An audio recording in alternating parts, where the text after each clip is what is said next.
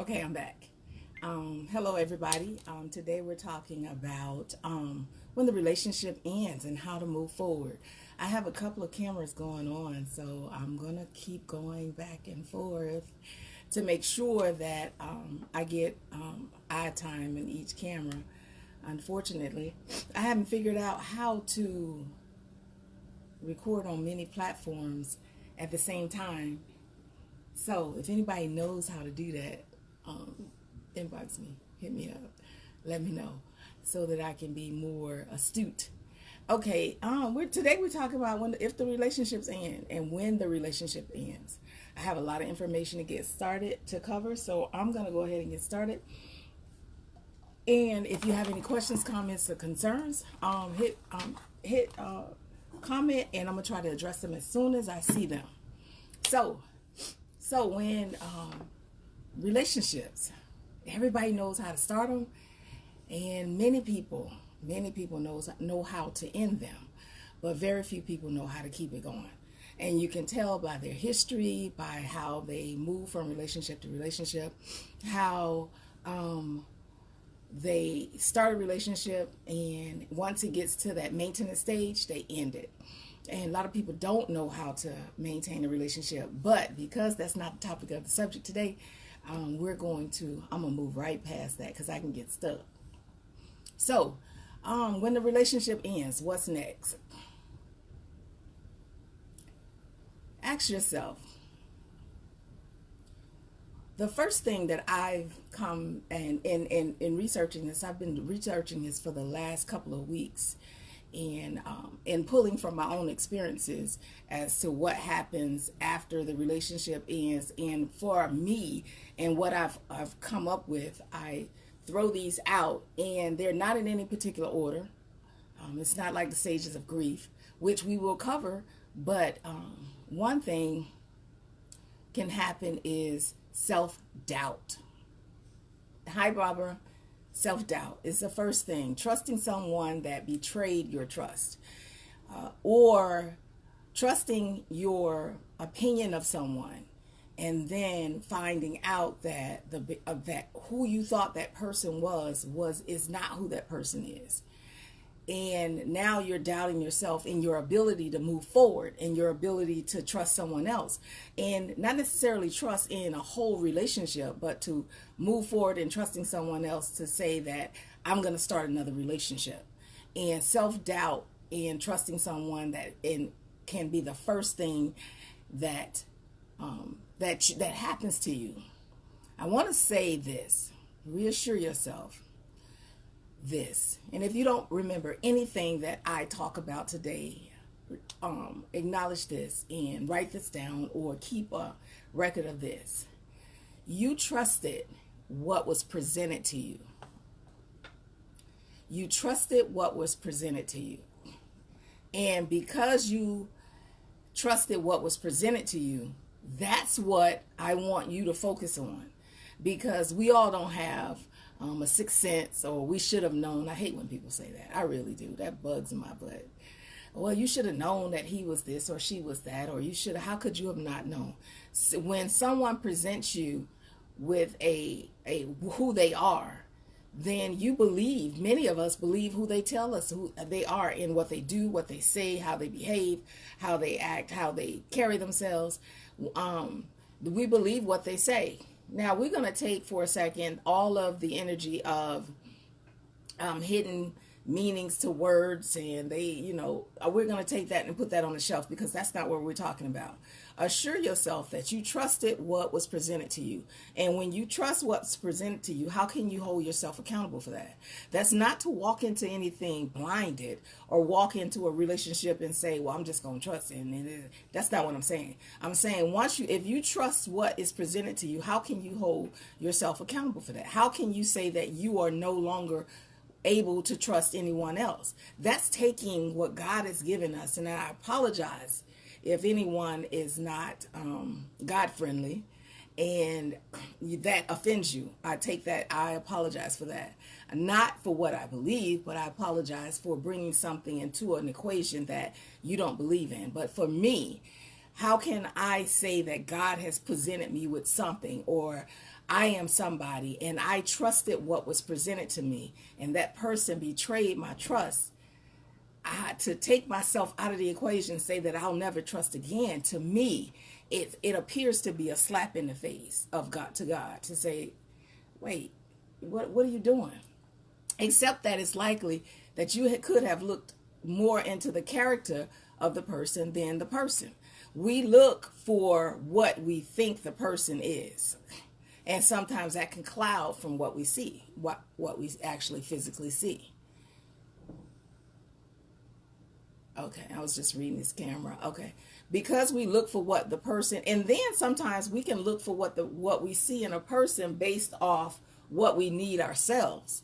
So sometimes it has nothing to do with the person. We're looking at a person and we need someone that's committed. We need someone that's a trustworthy, someone that'll help us, someone that's that you can lean on and call on and cry to, and da da da da da da da. And so when somebody walks into your frame, you put the things that you need onto that person. And when you attach the things that you need onto someone that is not trustworthy, then you can put yourself in a position to be betrayed. Accept that and own it. Accept and own that you messed that one up. You dribbled the ball. You double dribbled. You dropped the ball. Accept it. And once you accept it, that takes away from you beating up yourself, saying that, I should have known this. How could I not have seen this and this and that. Accept it and just find a way. Find a way to accept it and then find a way to move forward. If you need, I got to throw this in. If you need assistance, please go talk to someone. Sometimes this can be very, very difficult.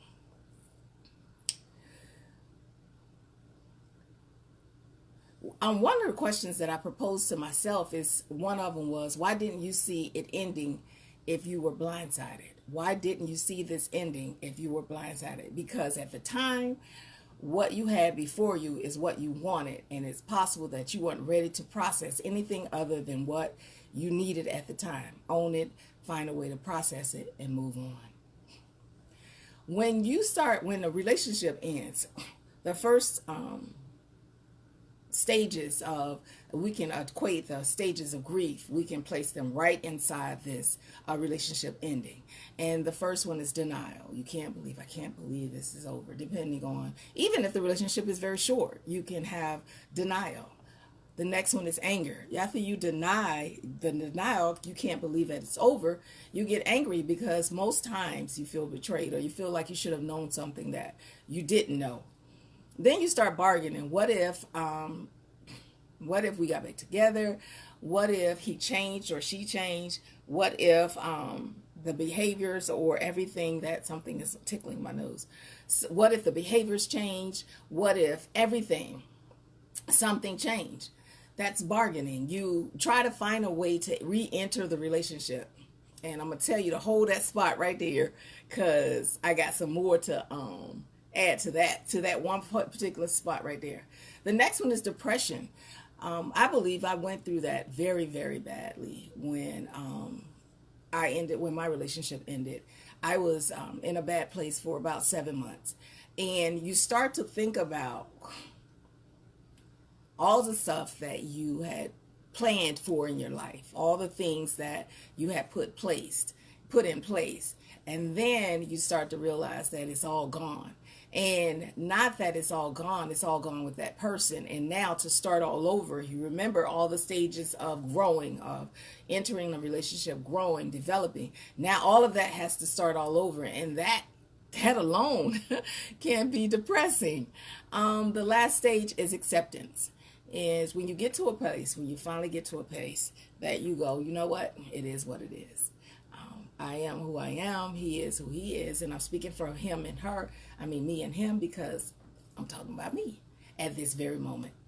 Acceptance. Once you accept it, then you get to a better place.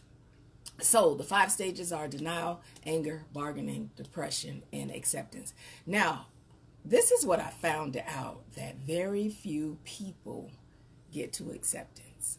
Very few people actually Get to that point.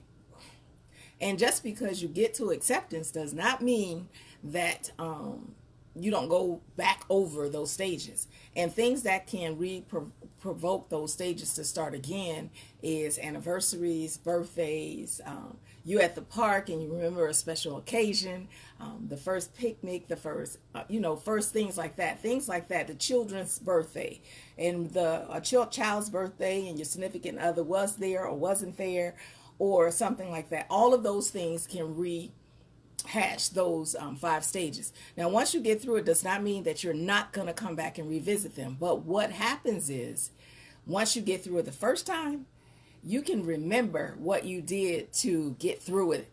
You can remember, it's okay, the last time I was in denial, I did this. I encourage you, and I've said this many, many, many times, to journal.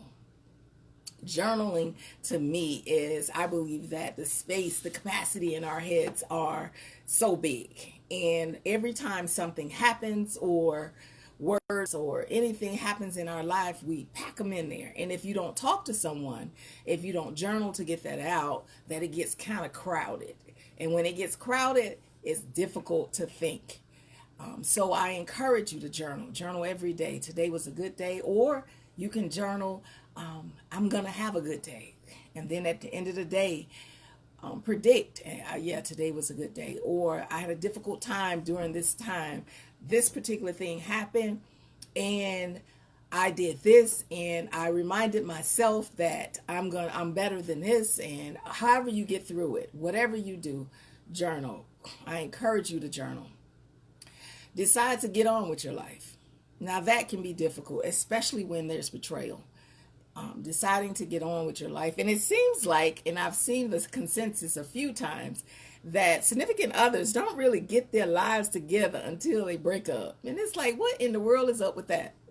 You can be that person to encourage, to foster, to develop, to everything. And then as soon as y'all break up, that's when that person wants to get it together. And you're like, dude, I've been trying to talk to you, dude or dudette, for this issue forever. And that can bring back the grieving process. That can bring back that anger, especially going back over that. And you go angering and boggering, depression, acceptance. Get through it and journal. Journal. Get those words out of your head. Clear that space up so the next day you can have a cleared canvas, if you will, and you can move forward. Decide to get on. Not making the decision consciously will have you revisiting the relationship. Now, how many of us have done that? You revisit the relationship. What if? Or it wasn't all bad. We had some good times. You'll remember, and you then when you start to revisit the relationship, you kind of remember only the good times, and then you place yourself in a position to be vulnerable or re-enter a relationship when it was best for you to move on. So decide, make a conscious decision. Tell somebody else to hold you accountable. I like to tell my sisters, those chicks, they will hold me accountable. I was like, girl, this is what I'm gonna do. I encourage you to find someone to, when you're deciding to move on or deciding to make any decision in life, ask someone to hold you accountable, especially when it comes to working out, reducing weight. I'm trying to put a little spin on it because losing weight, everybody go, so we're going to say reducing. Decide to be happy. Create a daily schedule where you're doing something that mentally benefits you. I encourage you to do that. Many people, we just wake up every day, especially on the weekends. We don't have a to-do list. So we plan out our day, we plan out our weeks, we plan out our months. But on the weekends, many times we do not have a to-do list. And we kind of lounge around all day. And that gives the brain, the mind, a chance to just think about whatever it wants to think about. Find something, plug in those times, plug in things to do so that you can keep yourself busy. Create a schedule, even on the weekends. Even if it's, I'm going to watch TV for 2 hours. I'm going to go for a walk. I'm going to go grocery shopping. Whatever it is, decide to create a schedule so that you can stay busy mentally. Whenever you think about the situation or purpose, remind yourself that you are not that person anymore. Your needs have changed, and your desire to be in that place with that person no longer exists. Remind yourself. Because I've done this many times. I'll talk about Yvette. I've done this many times. Decide to walk away. And then it's something about the person that you forget. If I go back to one of my other steps, you forget that how the relationship ended, because somewhere the brain protects us and we don't remember that all the time. So we kind of put that to the side, and then you get back in the relationship and you go, oh, I remember this. But whenever you think about the situation or the person, remind yourself why you walked away. Remind yourself why this relationship ended. Keep that in the forefront, in the frontal lobe, in the governor part of your brain. Keep that up there so that it can govern the heart and the emotional part of your brain. Now, we're not doing that again. That was a no-go from the beginning, and it shouldn't have did anything. No, moving on is not deciding not to date. Moving on is not deciding to date. It is reminding yourself that you're worth dating. Sometimes we have to do, I think, and many times after a relationship, there should be a purging. A purging, especially if there was physical intimacy, because if it was a good relationship at any point, purging is probably necessary. And purging, when I mean purging, I just mean go through the motions or go through the mental purging of this is no longer my partner. There are spiritual things also to purging, but we're not going to get into that. But moving is deciding not to date, to remind yourself that you are worth dating, that self-worth can be damaged during a relationship. It can be destroyed. Take the time to develop the qualities in yourself that you want in a partner.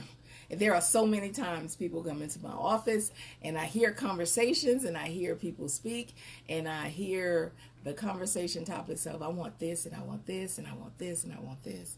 And then I ask the person, how much of those things do you possess? Oh, none of them. And I'm like, really? You going to ask for something that you can't give? Some people find that it's fine. Some people find that that's okay. If that's okay with you and your partner, then roll with it. But if that's on your list to receive, then please allow it to be on your list of something that you can give. Now, I did a little screen. It's a minute,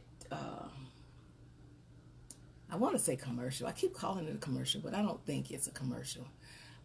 Important counseling, psychology, understanding, meeting many things for sure. Oh, you're welcome, Bernard.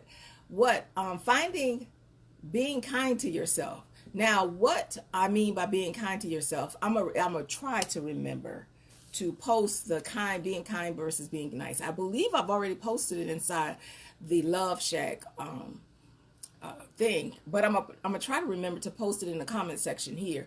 But there's a difference between being nice and being kind. When you're nice, you just take anything because that's the nice thing to do.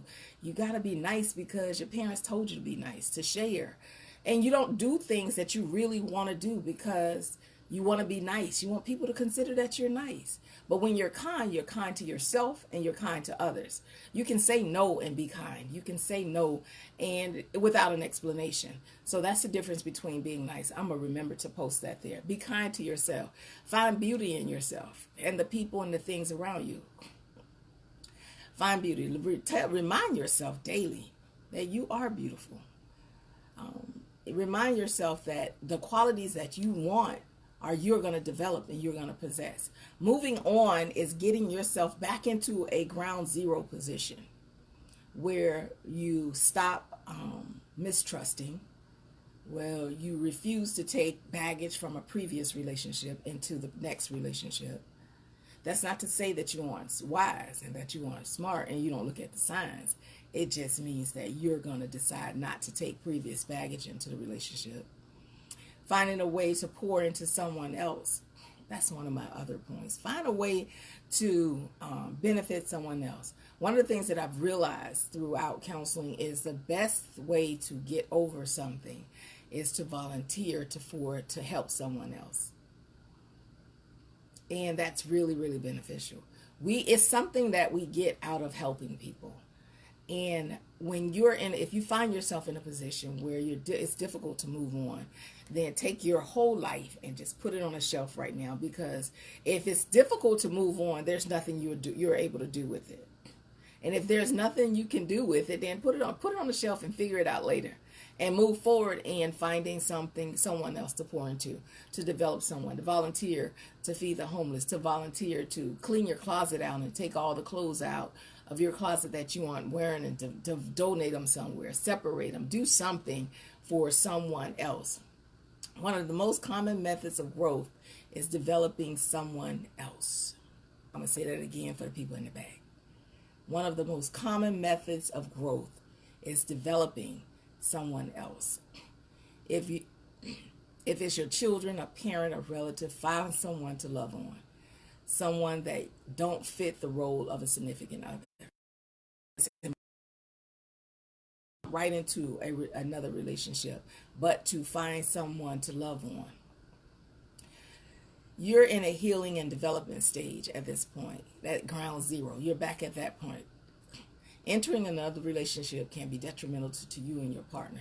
Many times people go from relationship to relationship, and they don't understand that moving from relationship to relationship, if they take baggage with them, that's one thing. And then the next thing is they believe that the other person is going to immediately gravitate and mold and fit the role of the previous partner. And so they look for the attributes of their partner in their current partner, in the attributes of their current partner. And when it does not fit, or when they start to notice the things that aren't meshing together, many get angry. And then they say hurtful things. And then the relationship may end at that point. And if the relationship ends at that point, instead of taking the time to go back to ground zero to develop themselves, they jump right into another relationship. And it goes on and on and on. And that's why I say many times that many know how to start a relationship, know how to court. I wouldn't even say court. They know how to, they find a partner, they enter a relationship, and they end a relationship. And they do that over and over in their lives so often that, they're 30, 40 years old, and their longest relationship could have been 3-4 years.